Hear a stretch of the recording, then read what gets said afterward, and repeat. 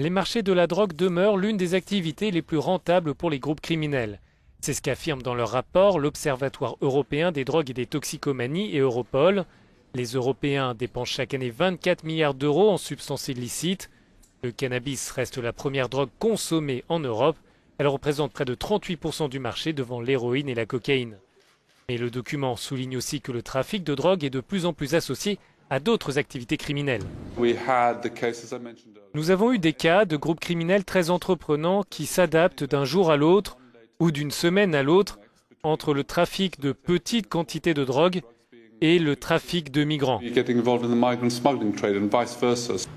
Le directeur de l'Observatoire européen des drogues et des toxicomanies, Alexis Hotzel, s'inquiète aussi des développements technologiques qui accélèrent le rythme de l'évolution de ce marché illégal.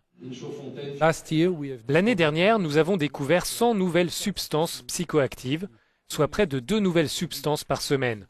Or, il y a 6, 8 ou 10 ans, ce n'était même pas une substance par semaine. Pour les auteurs de ce rapport, l'impact du marché de la drogue dépasse les simples questions sanitaires. Ils appellent à une analyse plus profonde des modèles économiques liés à la drogue afin de trouver la réponse la plus efficace pour enrayer ces trafics.